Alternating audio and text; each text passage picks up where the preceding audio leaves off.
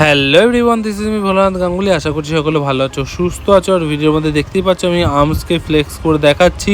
হ্যাঁ, এই ওয়ার্ডটা আমি বহুবার ইউজ করেছি যে আফটার ওয়ার্কআউট, মানে আফটার ডান ইউর সেট, যেই বডি পার্টের ওয়ার্কআউটই করে থাকো না কেন, তারপরে কিন্তু সেই মাসেলটাকে ফ্লেক্স করো।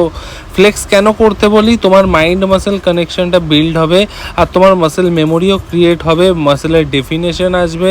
মাসেল মেমোরি ক্রিয়েট হলে তুমি সঙ্গে সঙ্গে সেই মাসেলটাকে টার্গেট করে ওয়ার্কআউট করতে পারবে। বহুজন আছো জিমের মধ্যে যারা মাসেল ফ্লেক্স করো না, হয়তো তারা লজ্জা পাও। ফ্লোরে অনেক মেম্বাররা থাকে, অনেক অডিয়েন্স থাকে, তাদের সামনে হয়তো ফ্লেক্স করতে পারো না। তুমি সেরকম ধরনের ভেস্ট পরো না বা জার্সি পরো না, যে কারণে কিন্তু তোমার সেই সব মাসেলগুলোকে তুমি অ্যানালাইজ করতে পারো না।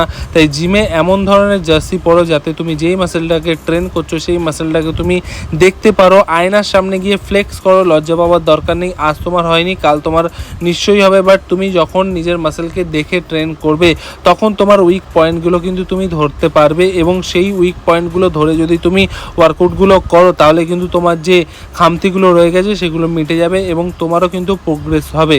তাই কে কী ভাবছে না ভাবছে সেগুলোকে পেছনে ফেলে রেখে যেই মাসেলকে ট্রেন করছো সেই মাসেলকে ফ্লেক্স করো।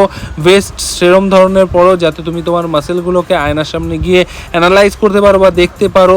ফ্লেক্স করো, ফ্লেক্স করলে তোমার ভালো হবে, মাসেলের ম্যাচুরিটি বাড়বে, গ্রোথও হবে।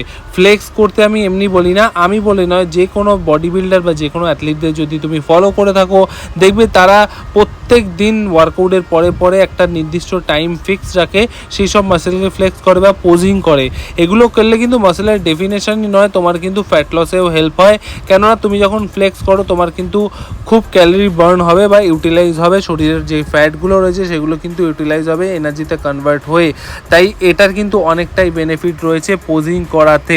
তাই কে কী ভাবছে বারবার বলছি, সেগুলোকে পেছনে ফেলে রেখে, কে তোমায় দেখছে না দেখছে, আড়ালে আবড়ালে গিয়ে তুমি সেলফি তুলছো, বা আড়ালে আবড়ালে গিয়ে একটু হাতাটা টি শার্টের হাতাটা তুলে তুমি বাইসেপের ফটো তুলছো, এইসব জিনিস না করে তুমি যে পথে এগিয়ে যাচ্ছ সেই পথটাকে অনুসরণ করো।